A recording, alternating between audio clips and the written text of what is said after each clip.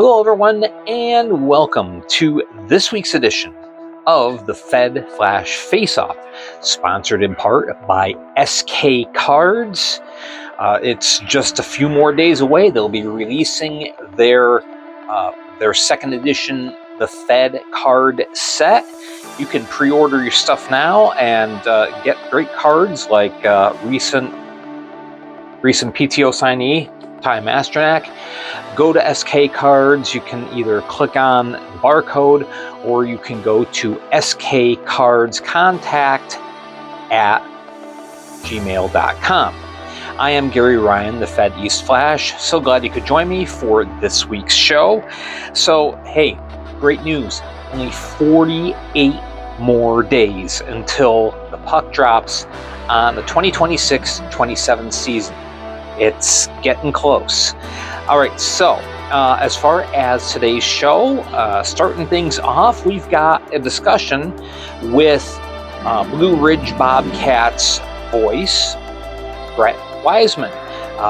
He and I will be talking about not just his broadcasts, but all the other stuff he does, and some insights into the Bobcats as well. So stay tuned for that. I'm also going to be just doing something fun, ranking all 17 team logos and names. And again, it's just fun. It's subjective. It's not meant as favoring one team over the other. It's just, it's August. We've still got 48 days to go. All right. Also, news and notes. We've got ourselves coaching, I guess you could say, change in Motor City. We finally have a coach there. We had a really big trade this last weekend. Got a lot of significant signings. So all that we'll cover in news and notes, plus a lot more. So stay tuned for all that. Always remember to make sure, if you haven't subscribed already, please do. And also hit the notification bell so every time a video is released, you know it's there and you can check it out. Also, if you don't have time to watch the whole video, you only have time to watch a segment or two, that's okay. All you have to do is go over here and click where it says more underneath me, and then once you do that, you get all the nice little timestamps in blue over here, and you can go right to whatever part of the video you would like to watch first.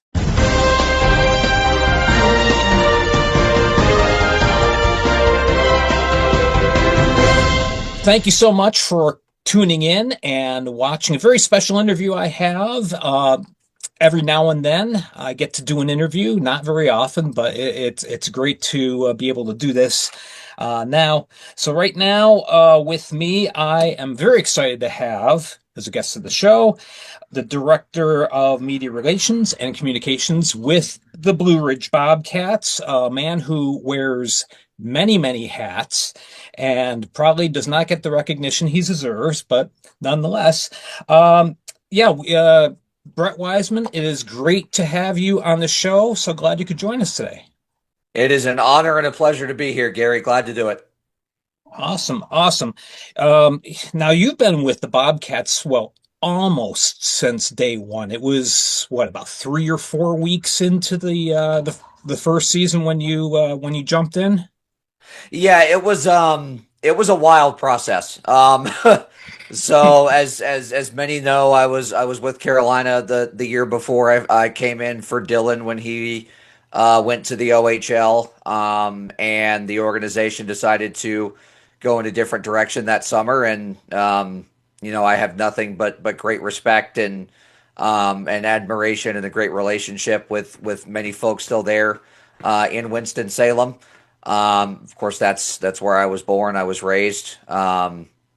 Families from St. Louis, but migrated there, and that's where the love kind of began. My fourth grade teacher's husband was a goaltender for the Twin City Cyclones back in the SP. So that's where things kind of clicked. And my dad named me after Brett Hull, but that's I didn't have a choice on that one. But yeah.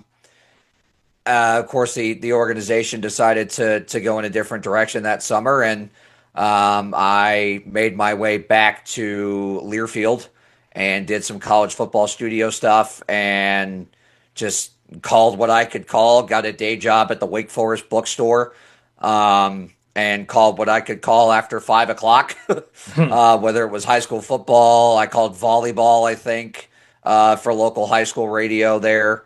And it got to a couple weeks into the season, I was still friends with Cody Oakes and Bryce French, who had come here and been with me in Winston-Salem the previous year, and they had said that, hey, we're the guy we have, things aren't really working out. I don't think. Do you still have Barry's information? And I said, well, yeah. So I gave Barry a call and I said, look, I'm getting messages here and there from a few of the players. What's the deal? And he said, yeah, we're aware of it. The gentleman that's there now, he's going to travel to Motor City this weekend, and if his relationship with the players and with the staff there does not improve, I'll give you a call on Monday. That was Thursday. My fiance and I, then girlfriend, our lease was up in Winston-Salem at our apartment. I was not expecting to get a phone call the following Monday. So we signed on for an 18-month lease in Winston-Salem. Monday, I get the phone call. Hey, so we're making a change. I need you in Wytheville on Thursday. You're calling the game against Carolina on Friday. And I was like, all right, see you then. At least you're familiar with the away team. Correct. And it was wild. I showed up there on Thursday, and for the last 2.5 years, until last summer, commuted back and forth from Winston-Salem, only about an hour drive, as you know. So right. It got taxing at times, but that's how much I love what I do. But yeah, it was so weird because we gave no press, no indication until we got on the air. At the start of that game. And yeah, you were surprised. The fans were surprised. All the Carolina fans that were there were kind of looking across the way, kind of squinting, like, is that Brett? And I was like, yeah, it's me. Hi, how are you? Surprise. And then the next night in Winston-Salem, I met with Barry in person and signed the contract and everything. And that's how we got to where we are. But to come from the point of, where things were so a bare bones and just at the beginning of things to where things are now, to where we're really established and firmly entrenched in the community and in the league as a whole. I mean, to go from an arena that was a dirt floor 36 months ago to, if you would have told anyone who walks in there for the first time now, hey, this was a rodeo barn 4 years ago, they would say, what? Because now it looks like a legitimate hockey venue and it's a legitimate hockey market. Yep, indeed. I still remember the videos that were circulating before the first season, just showing the work that the Wythe County Volunteers and everyone was doing. And it was amazing how much got done in such a short period of time. Just flabbergasted by it, really. Yeah, and it was crazy to see how quickly the seeding got done after the first season. It was pretty much in place by about this time of year, about mid-August, and then we kind of could start planning around how we were going to put the ice in and all those different things. That also falls into the many different hats category, is assisting with the manual labor of putting back together an ice rink and also tearing down said ice rink. So there's a funny story I'm sure someone can tell you of the first time I helped with taking out the ice. I was wearing turf shoes because I was like, okay, yeah, those will have grip. No. Nope. So there's a now retired Cardinals hat in my closet that has paint all over it. Oh my. So yeah, there's one thing that definitely can be said of you, is that you've you've always been on the go and have had your hands in many things simultaneously. Looking at your background, of course, you were first an intern with the Thunderbirds while you were finishing your schooling at Appalachian State. No, were you commuting back and forth with that as well?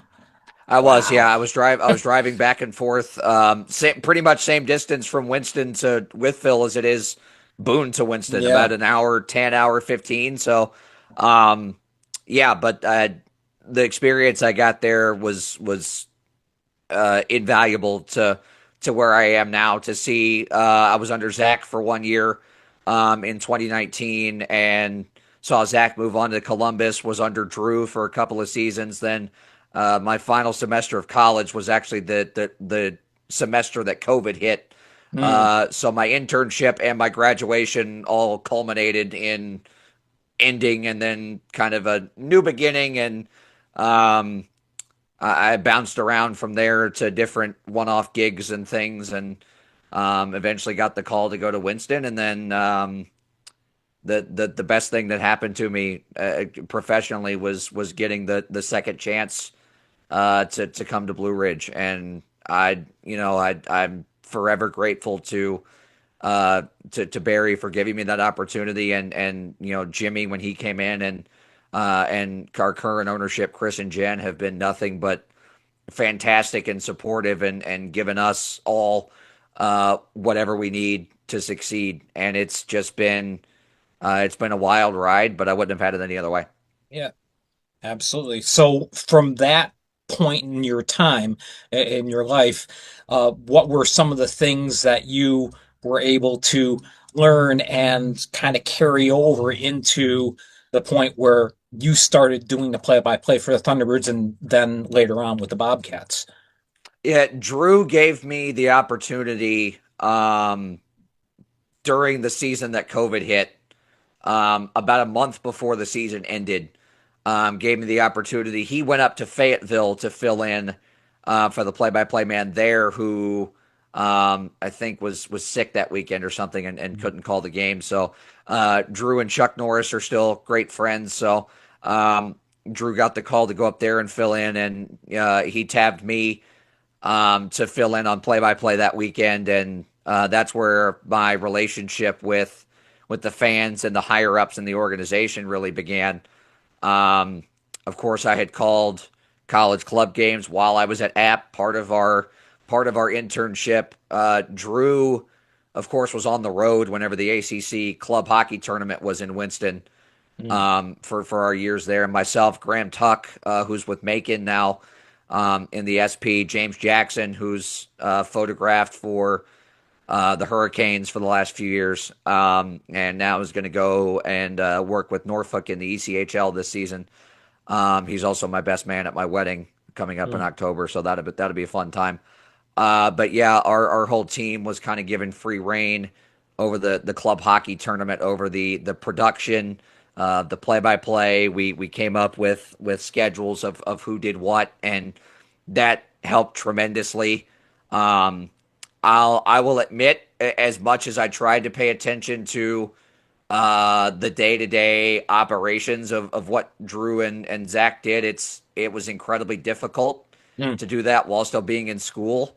Well, Um, yeah. and there were a lot of things that were going on, and part of the job in Winston-Salem that I will admit I was not totally ready for. Mm. And I had to learn a lot of things on the fly. But if I did not have that year there to try and to, there were some things that we didn't succeed at, and some things that I didn't succeed at, and some things I fell short on. And if I didn't learn from those mistakes, I would not have had the success so far that I've had in Blue Ridge. Absolutely. Everything happens for a reason, is what I've found out. So, well, now, obviously, we common fans, that sounds terrible saying that, common fans. Uh, uh, we fans, we recognize you. Okay, you're the play-by-play voice of the Butler Blue Ridge Bobcats, but obviously with the organization, you're doing so much more than just getting behind the mic and calling the games. What else do you do with the organization? Some of the behind the scenes stuff. So what a lot of folks, of course, don't see with anyone in our position as far as a media quote unquote media guy in this league. Myself, my position is no different than most other broadcasters in this league that are full time employees with the team. I operate, manage, moderate the social media channels. I come up with the content. I make all the graphics.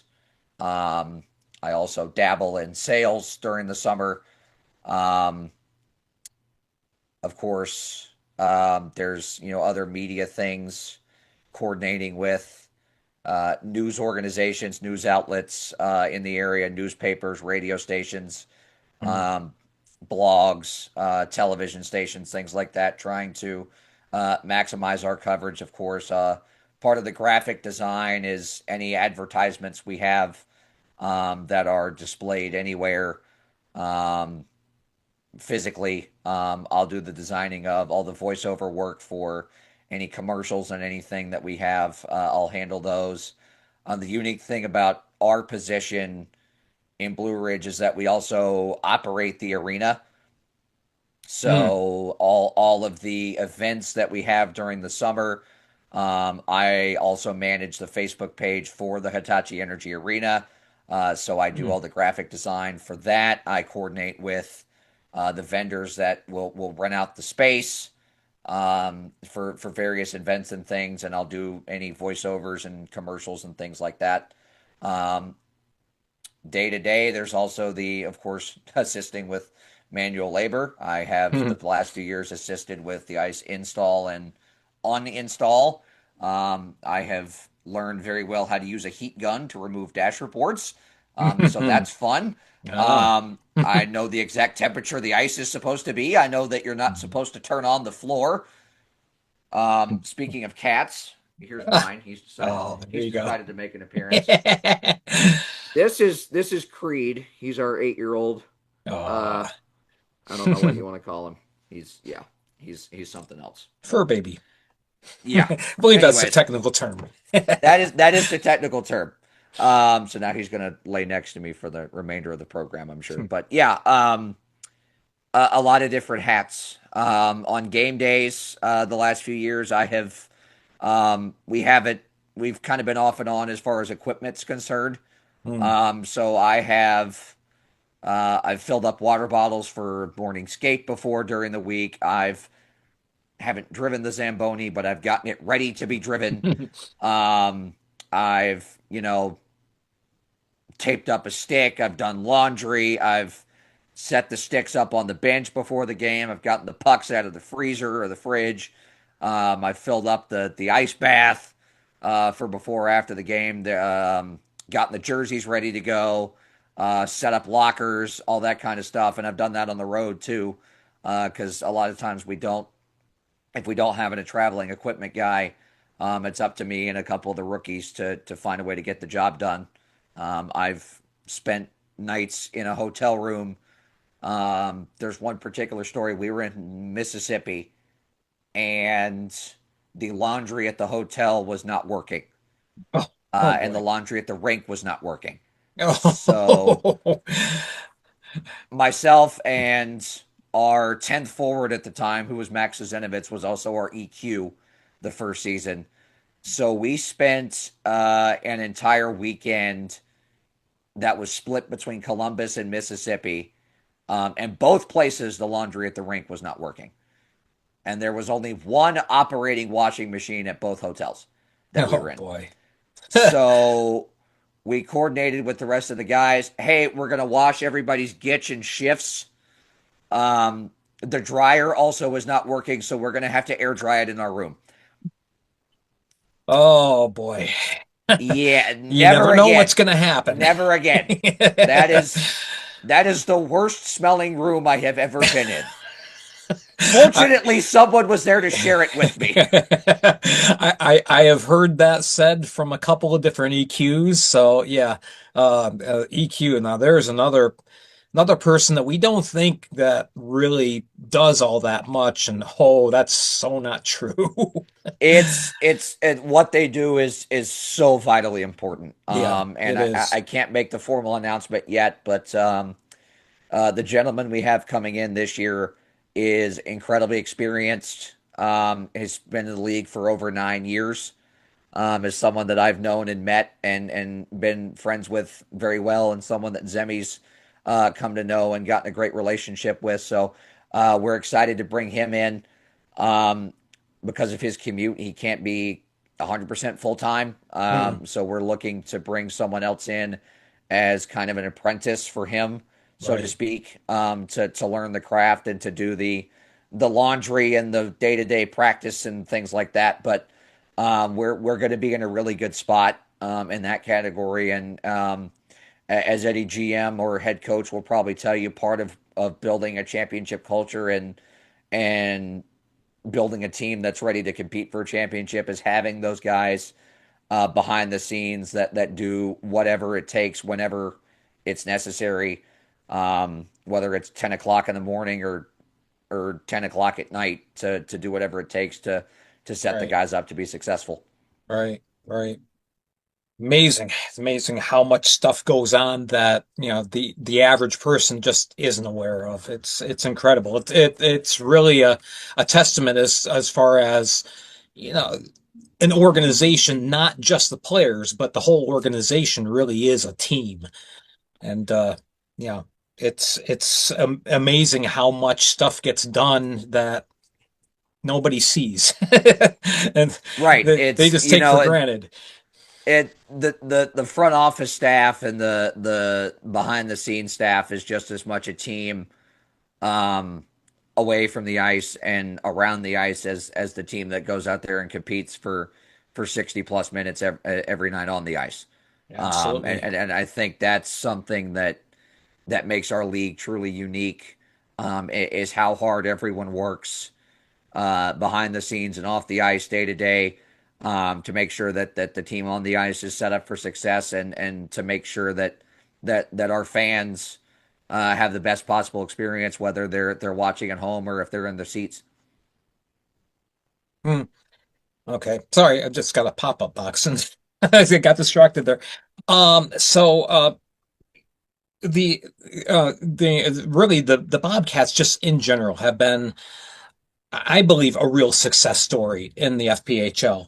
You went into a location where there was no previous hockey experience or background, really. And the Virginia Lancers many years ago, but that was still in a different town. Yeah, attendance has gone from, I wrote down the numbers. First year, average attendance was 1294. Then in year two, you went to 1511. And then last year was 1931. Um, Obviously, you guys are doing a great job with building the brand, and just getting the word out. Hey, we got a pro hockey team here in Withville. Talk about building that background, or that building up the brand and building up the fan base. I've said this to a lot of people, and I'm going to use my bias because the other guy I was named after was Brett Favre. But we are really the Green Bay Packers of the FPHL, because we're talking about one of, if not the league's smallest market. You can fit half the population of Withville almost inside our arena. Hmm. The Yeah, population of just the town of Withville is a little over 8,000, and we have right. close to 4,000 seats. It's wild to see how things have just exploded. Um, Last year, come playoff time, if you walked down the street, there was a clinch poster in every single window of every single store up and down Main Street. You walk down the street at any given point, 12 months out of the year, somebody's wearing a Bobcat shirt, somebody's wearing a Bobcats hat. That's stretched all the way up to the Radford, Christiansburg, Blacksburg area up Mhm. towards Virginia Tech's campus. Right. We have a great relationship with the summer baseball team in Pulaski, and a number of those games that I was there for this summer, there were folks that showed up in Bobcats gear to a baseball game in the middle of the summer. Events throughout town and throughout the region, concerts, festivals, things like that that go on. Folks will, I would see Bobcats gear. Folks would, stop and say, "Hey, what's going on with the team? What can you reveal about signings?" Like, I don't know, but it's that kind of passion that Yeah. has just exploded, and to a market that knew next to nothing about hockey. That's I've gotten a lot of criticism over the years for calling every game like it's Game 7 of the Stanley Cup Final, but I feel like that's part of the reason I was brought to this market Mhm. was to convey that passion and that excitement that all of us involved in the sport feel every single second of every single game, to help build the fan base and help build their knowledge of the sport. The first couple seasons, I got question after question after question, whether it was people coming up during intermission or before the game, after the game, messages on social media, asking, "Hey, why did this happen? Okay, what was the reason for this penalty or this lineup decision, or well, if that happened, what would have happened next? What Right. ifs? So many technical things about the game that the people here have wanted to learn and have done so. And what I don't think gets talked about enough is what our youth program has Mhm. become. Um, as far as performance, they went up to Roanoke last March and swept the junior rail yard dogs. I mean, Awesome. these are kids. These are kids that 2 years ago did not know how to skate, Right. and are going up to Roanoke and taking on probably the premier junior hockey program in the region, and mollywopped them 6-0 and 7-2. Wow. Um, Crazy stuff, and they're going to be even better this year. Our men's league has blown up considerably.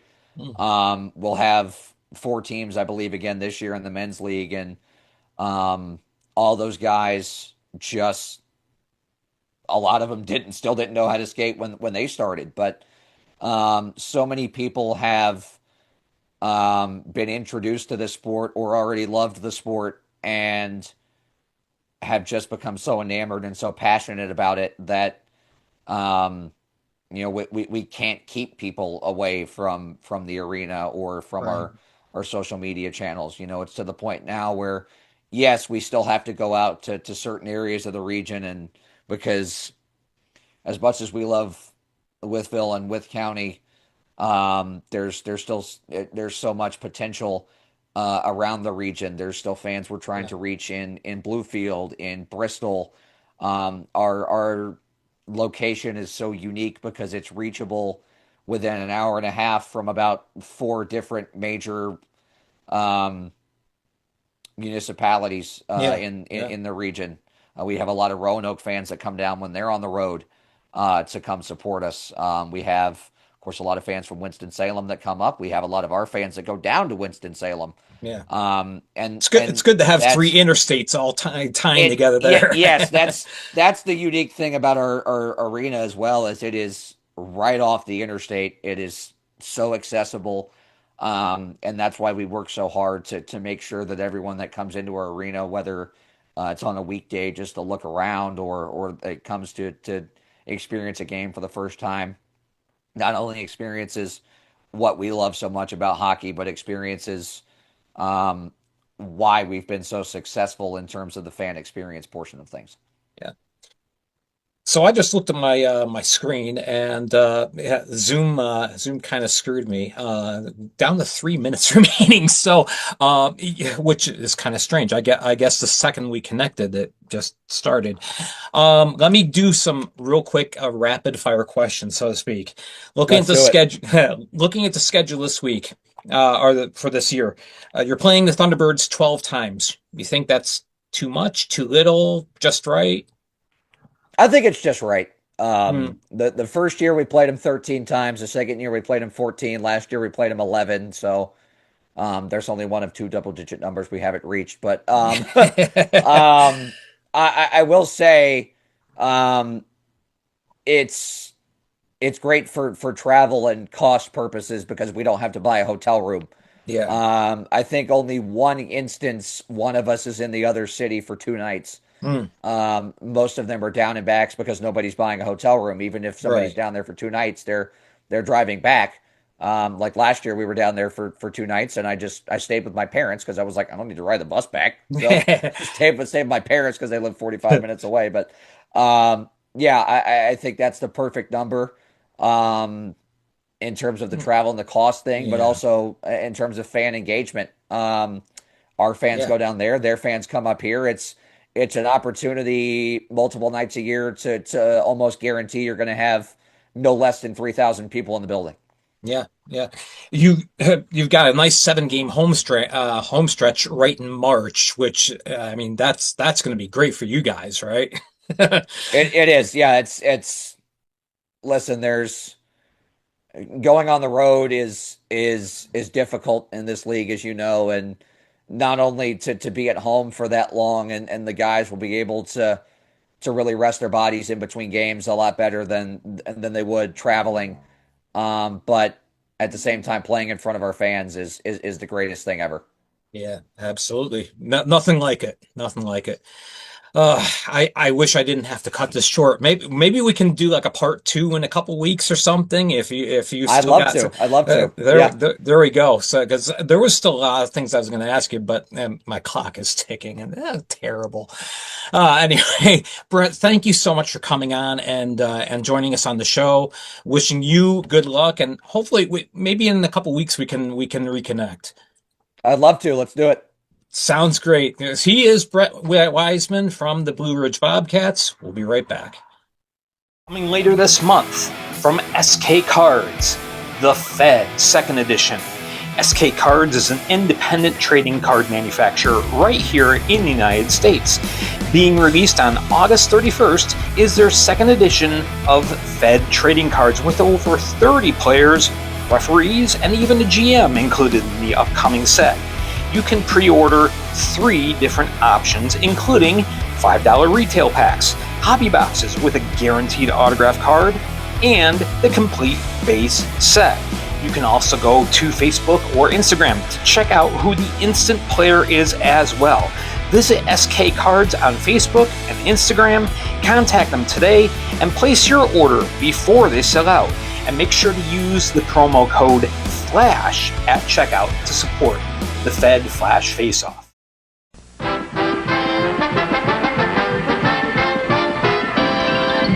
Well, today we're just going to do something fun. I was a little inspired by a guy that I kind of consider my mentor, Shannon from The Hockey Guy, who's on YouTube. And he's really who I kind of patterned my videos initially after. And we've changed some and evolved some, and that's okay. Going a little more old school with a blank whiteboard and magnets and stuff. But anyway, going to rank from 17 up to 1 my favorite logos, team logos, and I'm also going to give a ranking for the name, just based on things like originality, how catchy it is, things like that. Now, this is just for fun. This is subjective, so please, if I rank you low, please don't get mad at me and say, "Oh, you're dissing our team." Yeah, this is just completely subjective. You are entirely welcome to disagree with me, and that's fine. That is perfectly okay. This is just my personal take. So we're going to go through logos first. But first of all, before we get into the current 17 teams, I want to talk about um, the worst logo that I ever felt that was in the Fed, the worst logo used. Now, I'll give a runner-up vote. First of all, we'll go with this. I didn't have a magnet for this, so we're just superimposing the image. This is the Steel City Warriors. Of course, I talked about them last week in my history series, Fed History, which you can find on WordPress, fedleagueflash9.wordpress.com. Check it out. Anyway, this is just terrible. It looks like the combination between a really ugly medieval mace and like a bad potpourri pot. I just don't know what this was supposed to be. Now, switch it up. When I was doing some research this past Sunday, just looking at different things on the Fed website, I saw this logo listed under the stats and rosters page for the 2014-15 season. This isn't bad, but I've never seen this before. Not this logo. I've always seen that. That's terrible. So that's got to be second worst. They're also my vote for second worst team ever in Fed history. Okay, anyway, number one would be the Rumblebees, of course. I like the Rumblebees logo, but they're kind of in the middle. Worst, in my mind, logo-wise, yeah. What is this? I know, it's HC Venom. I feel like this is just hideous. This was the logo that was initially used when Pat Manning owned the team. It's no wonder that when PKB LLC took over, they completely changed the logo and used the rip-off Venom word mark. But, you know, I feel like that was better than this. So anyway, now the best. All right. Got to go with the best. Again, I don't have... I used to have a magnet for this, but I don't anymore. This is the best. One of the best minor league logos, in my opinion, of any league. And, you know, you've heard me say it many times before, and I'll say it again. Columbus, you need to go back to this logo. All right. So how do I rank their logo? Well, we'll find out. All right, we're going to start with 17. And again, this is just ranking the logo. This isn't ranking the name. All right. But we're starting off 17, Mid-South Monarchs. I think it's a combination of the excessive use of gold and the fact that it's very long. It's a very elongated logo. It's not... I don't find it very aesthetically pleasing. Their on-ice performance is going to be much better than where I rank them with the logo. But yeah, I'm just not crazy about that. So that's 17. Number 16, we go with, yep. I don't know. I just find it just too cartoony for my taste. All right, so... I mean, I see the eyes. I think no fear.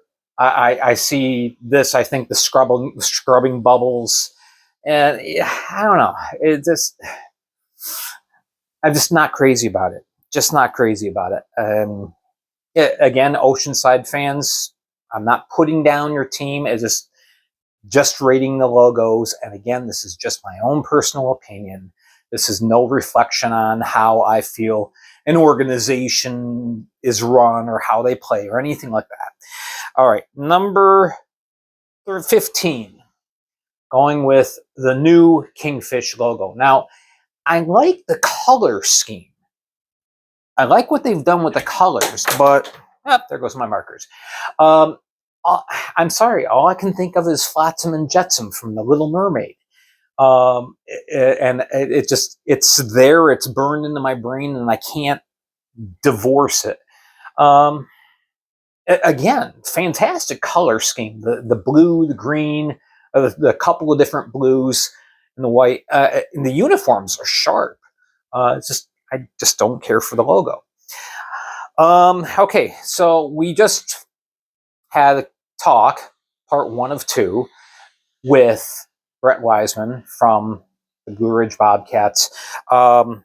while the organization is definitely on the up and up, and everything's looking good, and hey, big trade this week, I just never cared for this logo. I just found it very, very boxy, and I don't know. It's just too much jaggedness in there. It's very harsh. Just kind of viewing it. And again, that's just my personal opinion. Number 12, this, or 13 rather, and this is probably going to surprise some of you. Now, these four, I'll say this: these four logos, I just don't like. From here on to the 7th are ones that I just don't care for. I don't hate, but it's kind of like meh. And the first one on the meh list for me, I mean, I just don't find it very creative. Binghamton Black Bears. I mean, I kind of like that they use negative space to put the bear in there, but I don't know. Again, the color scheme is nice. I think the color scheme is nice for Blue Ridge, especially their blue uniforms. Those look awesome. But anyway, with Binghamton, I don't know. I just feel like there should have been something more. Now, if they use this as their primary logo, I'd have them higher up. I like this one. I don't think it's the best in the league, but I like it. But this, the primary logo, it's kind of bland. Number 12, and it's original, but I think it needs an upgrade. I think it needs to be redone. The Prowlers have used this logo really since their inception back in 2015. And yeah, it's an original idea with the Prowlers being the teeth, but again, kind of the Bobcats, I just kind of feel that it's very jagged, and there's not much fluidity with the logo. It's okay. It's okay. I feel the same way about primary logo for the Sentinels. Now, if they had gone, this is just my personal opinion. I know some people probably say this is too busy, but I think this would have looked fantastic on a jersey. Now, their jerseys don't look bad. Again, I'm rating this as kind of meh. But yeah, I mean, when I look at this, I see a dollar sign. And it's like, okay, well then, use green or, the color or currency, but you've got navy. And now the colors, obviously very reflective of Indiana, the state of Indiana. You look at the flag for the state. That's where the color scheme came from. And that's not bad. I just feel like it needed a little bit more creativity in my mind. All right, number 10. Again, a very original concept. Nobody has anything else like this. Now, of course, the actual logo doesn't have the word mark going around.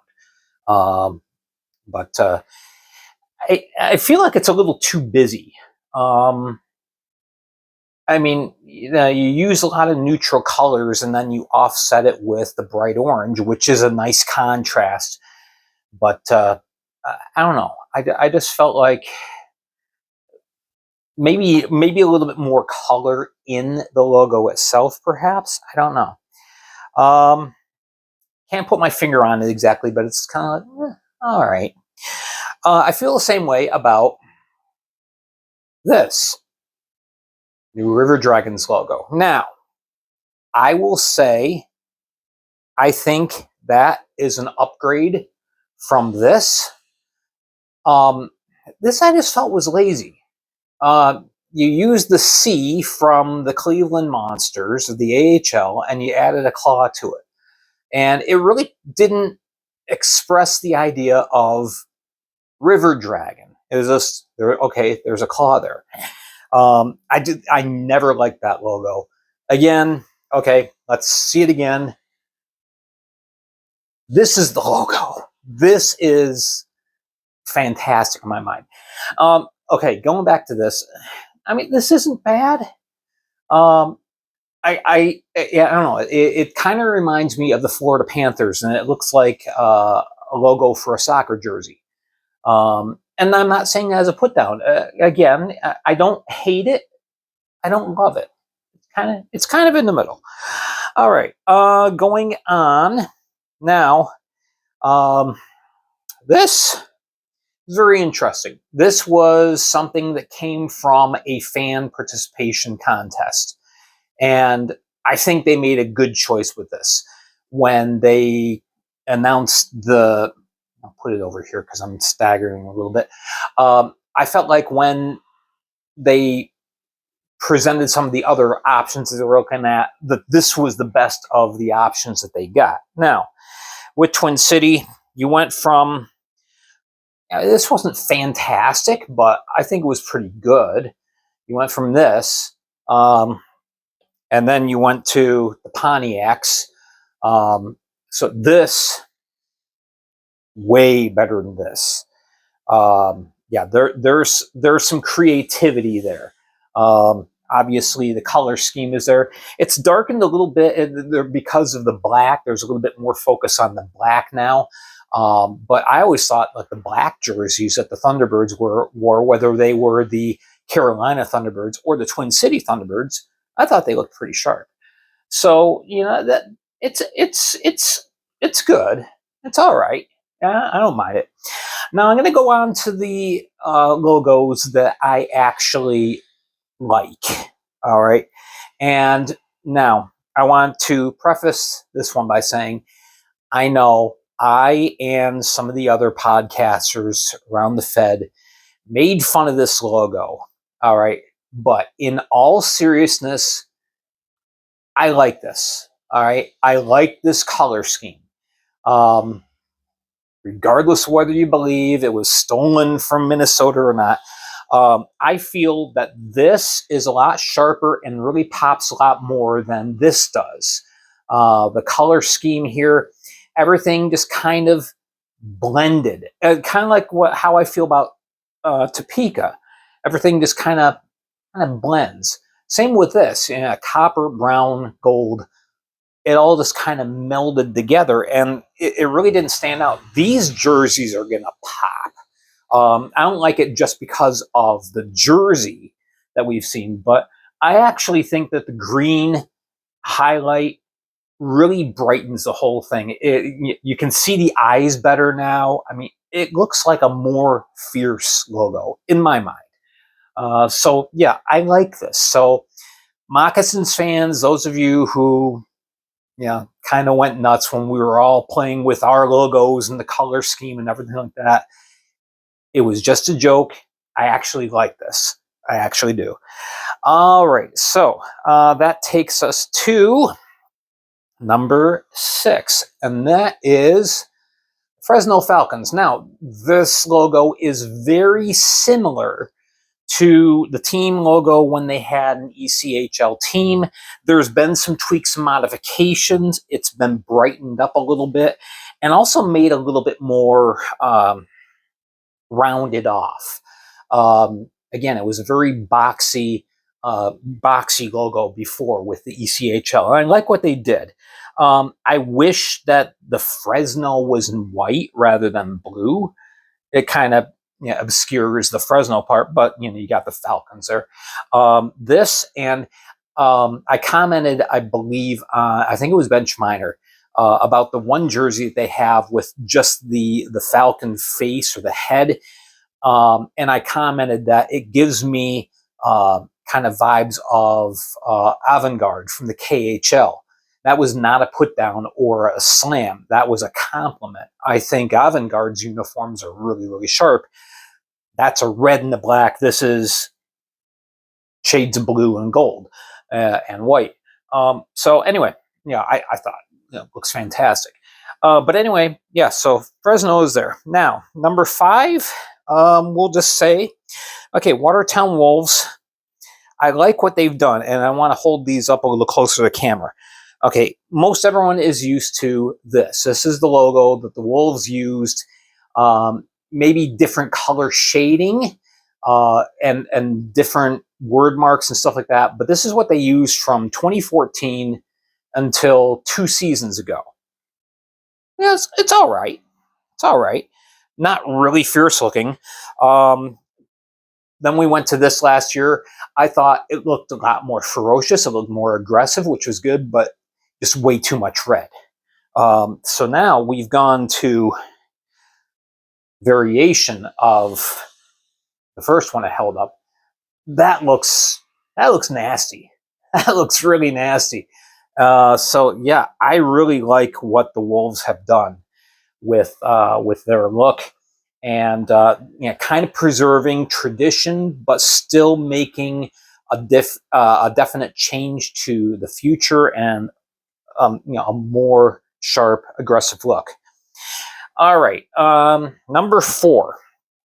I've always liked the logo. Now, I put them at 4 just because they added the circle, the Danbury hat tricks. They had that last year. Quite honestly, I feel like this word mark is a lot better. This I love. I love the look, and it's so creative. It really is creative. It's unique. It has a fierce look to it. Yeah. Everybody says the bunnies, but it's got a lot of character to it and a lot of depth. And use of orange and black contrasting. It's pretty sharp. I've always liked the Hat Tricks logo.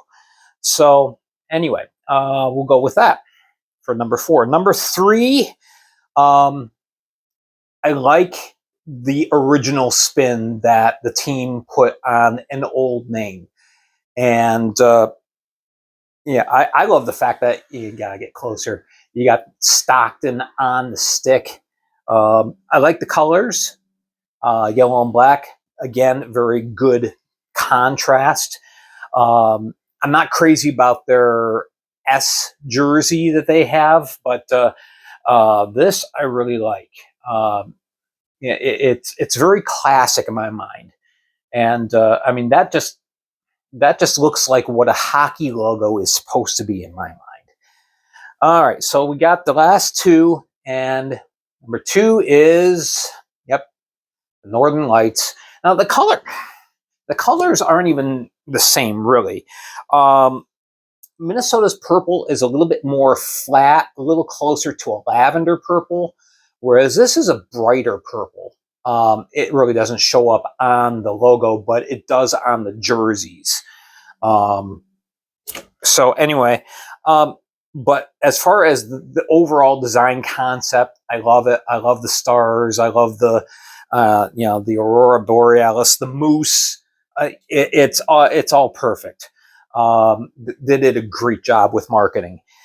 But that leaves one more team, ironically in purple, and you can't top this. This logo's been around since 2019, and it's one of the best that's ever been seen in the Fed. The Motor City Rockers. I mean, that's just awesome. I don't know if you've noticed this. I know Rockers fans know this, but if you look real closely, the state of Michigan is on the headband. And so you got, the stick acting like a guitar. And I think Athens kind of borrowed some inspiration from that. But, you got the hockey glove on, but just and obviously so much history from rock music in the Detroit area. So this was perfect. The purple, black, white combo. It's awesome. All right. Let me get my marker here. All right. I'm going to now just go real quickly through the name, how I rank the name. And so I'm going to be skipping around because it's not in the same order. Okay. So as far as how I like the team name, I'm sorry, I just don't like the Shock name. Everybody's kind of joked around about the Oceanside Shark. I don't want to joke or poo-poo on it. I don't know. I like the fact that they tried to go outside the box. and think of something really creative, something that nobody has used before. But I really don't think that this has much of a tie-in with the community. Yes, there's a lot of jellyfish on the beach in that part of the state, but I don't know. It just it's just not me. Okay, number 16. And again, this is just my opinion. Yes, I know that there was previously a CHL team also named the Scarecrows there, so there's history tied in. But, Scarecrows, yeah, ties in with Kansas, Wizard of Oz, blah, blah, blah, Fields of Corn. But I don't know. I was just never crazy about the Scarecrow's name, even from way back when in CHL history. That's just me. 15. Now, I like names that there is a repetitive rhythm, like Mid-South Monarchs, Monroe Moccasins, Binghamton Black Bears, Blue Ridge Bobcats. I really like that. I just think that they could have come up with a more creative name. There were lots of suggestions that were out there, and I know a lot of people wanted River Kings. That was never in play. That was never going to happen. But I feel like it's okay. Good for them. So I didn't rank them very high or Oceanside with either the name or the logo. But fortunately, that doesn't matter. It matters how you play on the ice. All right. Let's move along. 14. There's nothing unique about it. It is Binghamton. Okay, Binghamton Black Bears. Again, it sounds good. Binghamton Black Bears sounds great when you're announcing a game, but okay, Black Bears are common to so many areas in the United States. I don't think Binghamton really grabbed an opportunity to kind of find a unique identity.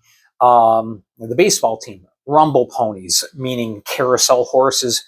That's great because there's so many carousels in the Binghamton area. That's a very original name. I don't know. Black Bears, it just lacks originality in my mind. All right. 13, and let me explain that.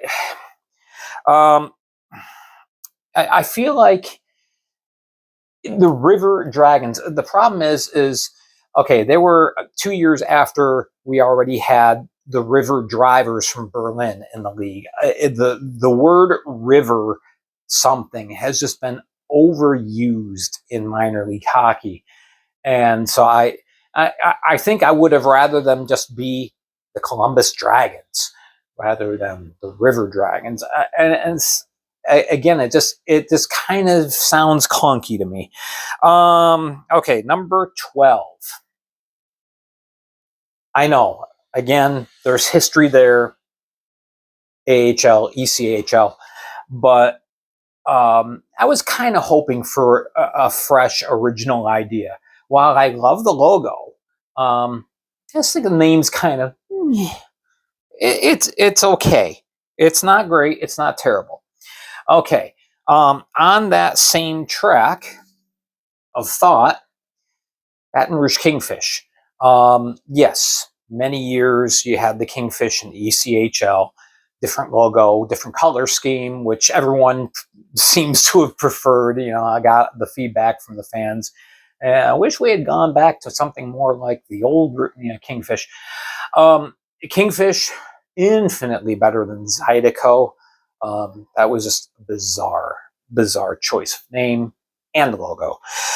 Number 10. I'm kind of on a tradition kick here. All right. Twin City Thunderbirds. The Thunderbird name has existed since the 1980s with hockey teams in Winston-Salem.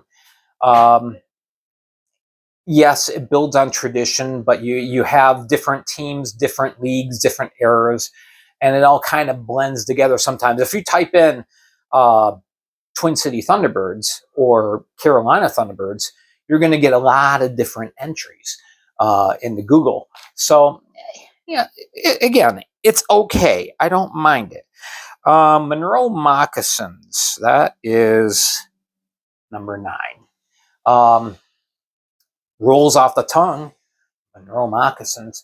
And of course, built on the history of the WPHL team that was out there back in the late 90s, early 2000s.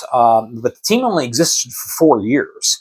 So there's not a whole lot of hockey history there. Obviously, this rendition of the Moccasins is trying to build that up, build up a reputation.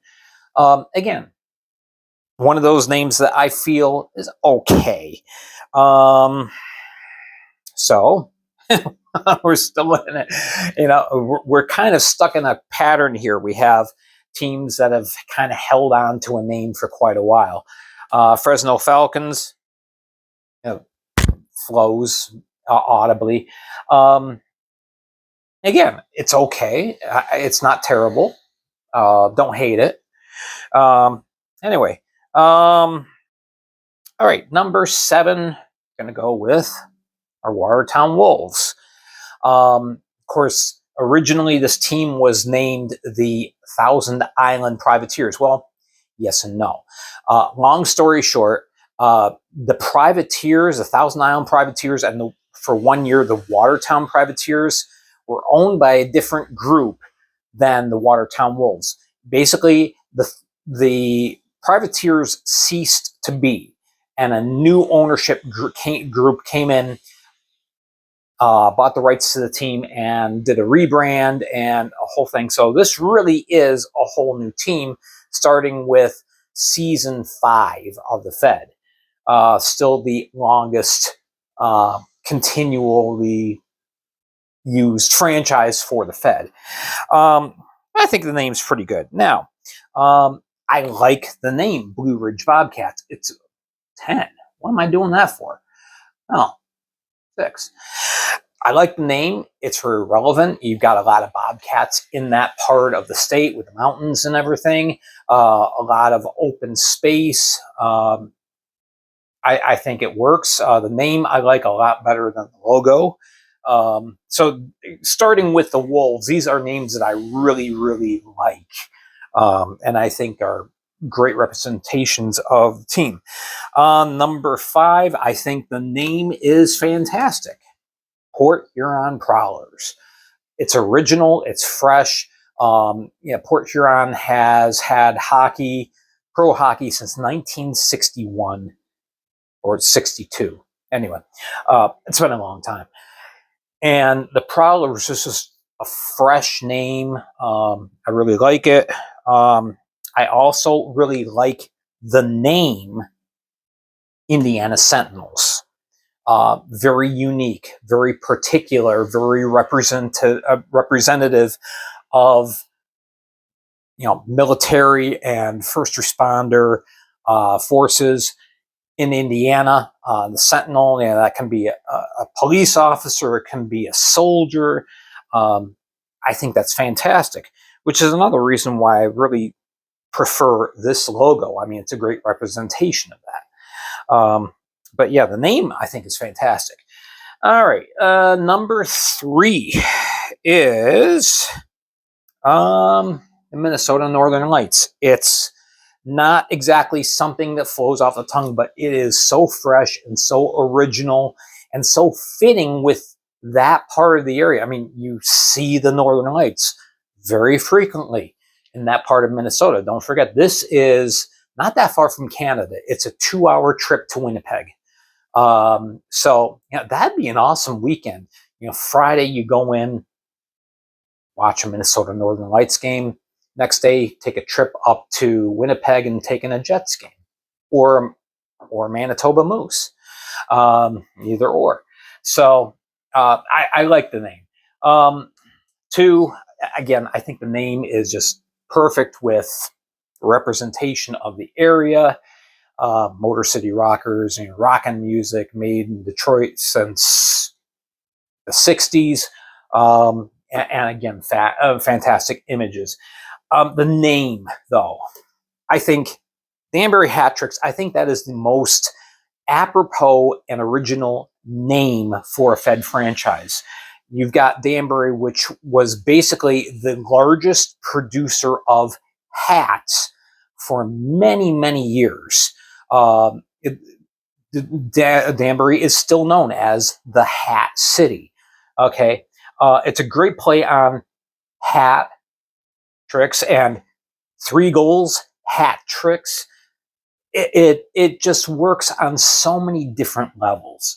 And so really, I think Danbury Hat Tricks, that is the best name for a Fed team. I really think it's one of the best names for any Fed team throughout the 17-year history of the league. So anyway, so again, this was just something fun to do, something lighter, something to enjoy. If you're really into the more serious stuff, well, here we go.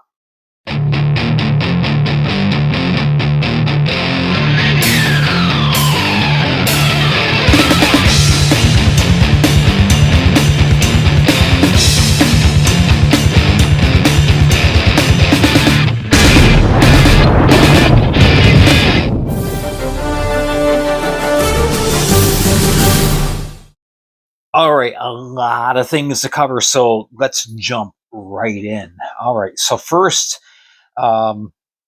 we had a kind of a teaser for the Motor City Rockers as far as, yeah, we've got them. Assuming it means the head coach, because everybody's looking for that. Now, it was announced, or not announced, but it was posted later this past week that the announcement will be coming next week sometime. Date hasn't been set yet as I'm recording this. I'm assuming that this is for the head coach position. And if that's the case, then the next question is, well, why are they waiting? Well, sometimes it's because the person they've got tagged as coach, or whatever team has got tagged as coach, is still finishing up a commitment with the organization that they are with now.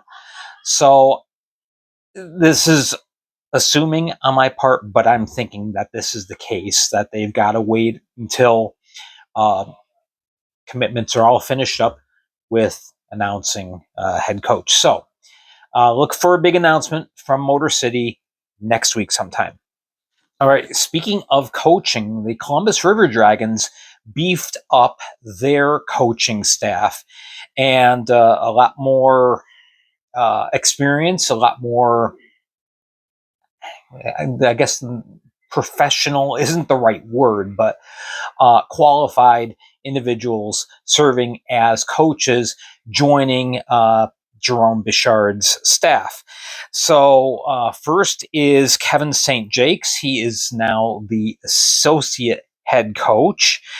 He has spent many, many years with head coach experience with both the Carolina Junior Hurricanes team, and last year he was in the NAHL head coaching the Corpus Christi Ice Cats. So yeah, this is a pretty big ad. Also coming on staff, or rejoining the staff, I guess you could say, is Brandon Billy. He is now the director of scouting. Billy's been with the Columbus organization for a number of years now, primarily serving as the owner and GM of their affiliate team, the Wasaga River Dragons in GMHL. Now he is the director of scouting for Columbus. Also, Brett Schaefer comes on as goaltending coach, coming over after 8 years with the Huntsville Havoc of the SPHL. So, and Huntsville's had some darn good goaltenders the last few years. So, this is a big ad for Columbus. Very, very good staff. All right, our next subject, Indiana was the first team to officially announce that they have a new affiliation agreement, and this comes with the Lexington Nightfall of the Colonial Hockey League, which was formerly known as the Power Play Senior Hockey League, now Colonial Hockey League. They've expanded out west, and Lexington, Kentucky, that is only 150 miles from Indiana. So now these affiliation agreements really kind of mean more to the semi-pro team than it does to the Fed team. However, it is good that if Indiana gets stuck in a bind, they have like a rash of injuries or something like that, and they need to get a hold of somebody for the upcoming weekend's games, they can call Lexington, say, hey, can you please loan us a player for this weekend? Really appreciate it. And nice agreement there. Now, Columbus, for years now, I'd say, I think this is the 5th year they have an agreement with Wasaga. So, they haven't had to announce an affiliation because they already have it. There were about 4 or 5 APHL teams last year that were affiliated with various Fed teams. Whether those agreements continue or not remains to be seen. But nonetheless, Indiana making the change. I believe last year they were with the Northern Michigan Warhounds, I believe. I could be wrong with that, but anyway. So there we go. The Twin City Thunderbirds announced they were going to be having a free agency camp in a couple weeks. Well, not this upcoming weekend, but the weekend after that. They were going to be having a Canadian free agency camp. There wasn't enough response to that, so they have canceled that. Anyone who has signed up already and paid their deposit can contact the Twin City Thunderbirds. That money will be refunded, and they'll go through, okay, what do you do next? So let's see. Moving on to some rather significant trades this last week, and all the trades involve members of the California Three. All right, first, going back a ways, it was last Friday that we had an announcement that the Fresno Falcons made a 7-player swap, 4 for 3, with the Blue Ridge Bobcats. All right, and okay, so going to Blue Ridge from Fresno was Ben Pizzimendi, Nolan Sargent. If you look at the transactions page, no, Nolan Sargent did not get traded for himself, nor did he get traded from the Falcons to the Falcons. Anyway, Patrick Marcinkiewicz was the other, that was the big name. All right. For Blue Ridge. Now, going to Fresno is Nick McHugh, Eli Leifers, Justin Daly, and Hugo Koch. So really, the two really big names were Hugo Koch and Patrick Marcinkiewicz. That's not putting down the other players, all good players. But anyway, as a result of that trade, within the next couple of days, 4 of the 7 players signed PTOs. With Fresno, Nick McHugh, Justin Daly, and Hugo Koch all signed their PTOs. Blue Ridge Bobcats, Patrick Marcinkiewicz signed there. So, that's a big signing. That's a big PTO signing right there. All right, next, let's go to what happened. What was it? Thursday. Well, Wednesday night into Thursday. Minnesota Northern Lights make a trade with Fresno. Minnesota sends the rights for Timur Rasilov, who played last year with PD, to Fresno. All right. In exchange, Minnesota got back defenseman Landon Johnson, Colin Ratt, and Brandon Walker. Now, Walker had signed a PTO with Fresno. He was the only one that was actually signed. So this is kind of interesting. I'm surprised that Walker got moved over, but there's a good player. If Minnesota is able to sign him to a PTO agreement, that'd be great. Colin Rat, I don't know what his plans are. He played a few games with Columbus, and we haven't heard anything from him since. So I don't know what his plans are. Landon Johnson promises to be a good, steady defenseman if he's just given a shot. His rights have been bounced around quite a bit, and it'll be interesting to see if he settles in Minnesota or not. Now, the Radulov acquisition is kind of curious because Radulov is already signed and has agreed to play in Romania this next year. He's not going to be in the Fed. So it's kind of odd that he's got his rights kind of bounced around. Fresno then took Rasulov's rights and traded them to Stockton for a player to be named later. So basically, Minnesota or Fresno earns a player, not directly from Minnesota, but they earn a player after giving up the 3. So it's all kind of just strange. But you'd think some teams would do some homework and see, well, is this guy going to play? Is he going to be in North America? So nonetheless, that was a trade there. The final trade that was announced on Thursday happened between the Stockton Thunder and the Baton Rouge Kingfish. All right, Stockton obtained Chris Ciolek and Blake Keller from the Kingfish in exchange for is 2 forwards in exchange for 2 defensemen.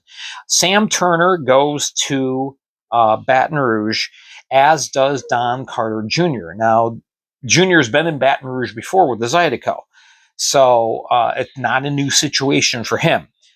Sam Turner, of course, played 3 years in Mississippi with the Seawolves before last year playing with the Monroe Moccasins. So interesting pickups all around. There was also initially another trade that was announced but then scratched between Stockton and Oceanside. I guess that deal ended up falling apart, so that was scratched. All right, really quickly, going to go through a list of just team by team, some significant PTO signings over the last 7 days. All right, first of all, the Kingfish. Yeah, they're making some noise. Matt Stoya comes back, as does Bailey Stevens, Ethan Matcham, Caleb Melanson, he's back. The big man is back, and Garrett Johnson. So 5 significant, familiar names signing with the Kingfish. The Binghamton Black Bears announced that defenseman Jesse Anderson is returning. He's played the last 4 years, 5 years actually, with the Black Bears. He will be returning. For the Blue Ridge Bobcats, as I previously mentioned, yes, Patrick Marcinkiewicz is indeed signed to a PTO with the Blue Ridge Bobcats, and that really changes the dynamic of their team.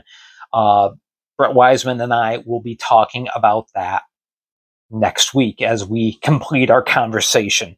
Also signing was Matt Horan, who spent time with the Columbus River Dragons previously.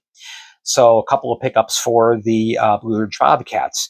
For the Danbury Hat Tricks, Josh Newberg re-signed. Of course, he's been with the Hat Tricks for the last 3 years.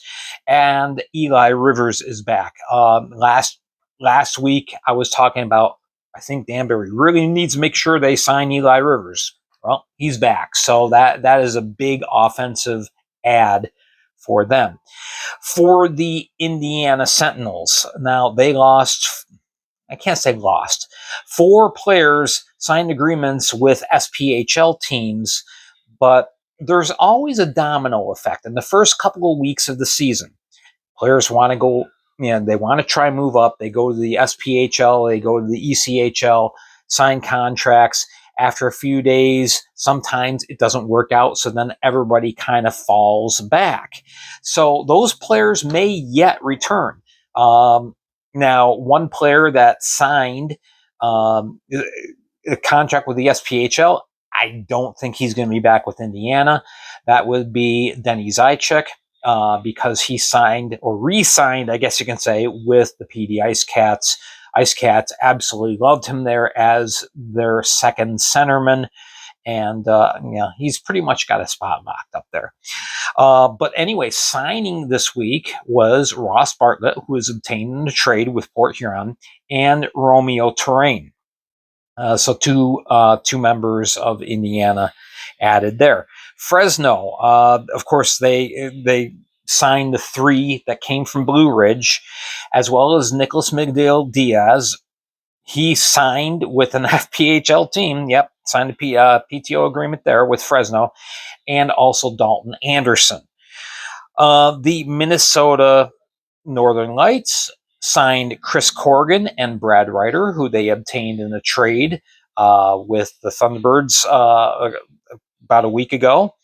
The Mid-South Monarchs added goaltender Makar Sokolov. Played 2 years ago with Port Huron. Previously, before that, he was with the Delaware Thunder. Yep, I had to throw in a mention about Delaware somewhere here. Also signing with Mid-South was Damon Furiseth, Ivan Panivanov, and Jacob Shankar. So, all players with Fed experience there. Monroe, they re-signed Corson Green. Ty Masternak is back in goal. Casey Gerstein is back. So is Austin Pick. Now, Pick, he only played a few games at the end of the year, but he showed enormous promise. And I know that Monroe is really bullish on him and really looking forward to seeing what he can do in a full season. Also signing, and this is a kind of a curious signing, AJ Schlepp. Now, this is for his Fed rights, of course. He's also signed in the SPHL. I believe he's actually also signed a tryout agreement in the ECHL. Now, if he ends up coming back to the FPHL, he still has an 8-game suspension to serve that he earned right towards the end of last year when he was with Biloxi. So this is definitely a fallback plan for AJ, but hey, he's got his bases covered. If he doesn't end up sticking in either the ECHL or the SP, he's got a place to play in Monroe. All right, the Port Huron Prowlers. Brett Lockhart is back on defense. Reed Cooper also re-signed, and that is really, really big for them. The Stockton Thunder announced that Chris Mott signed a PTO, as did defenseman Matthew Garcia. I think those are two really good pickups. Topeka, Zach Ross, defenseman Zach Ross, who they just acquired in a trade, he signed, as did Boston Bird. And then Topeka just ended up posting all the different players they've signed so far this summer with a PTO agreement. Not all of them, but a lot of them. Like a dozen names came up. But anyway, the Twin City Thunderbirds have signed over the last few days Zach Papapetros. That is really big in my mind. He's going to be a solid defenseman for the Thunderbirds. Justin Jamer, who was obtained in a trade, he signed. And Jacob Schnapp, yep, he is back. He's one of those big names that everybody, either you really, really love him or you really, really hate him. But Schnapp, one of the more polarizing figures in the league, he is back. And Jordan Rosenbaum also signed his PTO. And finally, the Watertown Wolves. They've added some veteran pieces. Brett Parker, back in the league after taking a year off from action in the Fed. He re-signed, or he signed with the Wolves. Also, Kyle Stevens is back. Yep, Stevens, he's made stops in a lot of different places in the FPHL. Let's see what happens in Watertown. James Farmer, who got traded from Twin City up to Watertown, he signed. And then the big signing was Brennan Colgan in goal. And so Colgan and Anthony Sherm are going to be quite the duo in net for the Watertown Wolves. Wolves really struggled with goaltending last year, goaltending and team defense, but things are promising to be much, much better in that department. So those are just, that's a quick rundown of some of the significant signings from this last week. Basically, everybody except for Motor City and Oceanside signed somebody that a lot of people, a lot of Fed fans are familiar with. So both of those teams also signed players to PTOs, but they're rookies that we haven't really found out about yet. So anyway, all right. To close this out very quickly, I'm going to make a plea. This isn't news. This is notes. All right. I posted on my Facebook page, but I will also post here. I am looking for some T-shirts from different teams around the league that I would wear, especially during my game reviews. Kind of like the hockey guy who this shirt is from the hockey guy. I'd like to get a team shirt from everyone, but specifically because I am focusing on the more Eastern teams in the league, I'm specifically looking for a t-shirt. It doesn't have to be brand new. It can be used as long as it's in good quality. But anyway, I'm looking for Blue Ridge Bobcats, the Danbury Hat-Tricks, Motor City Rockers, and Twin City Thunderbirds. If you got some older T-shirts, again, they're in really good condition, specifically extra large. If you don't want to hang on to them anymore, give them to somebody who would really appreciate them. And so send me an email or comment down below. I'd love to be able to have a shirt for every team that I cover and kind of add to the dynamic for video presentations. All right, I think that wraps it up.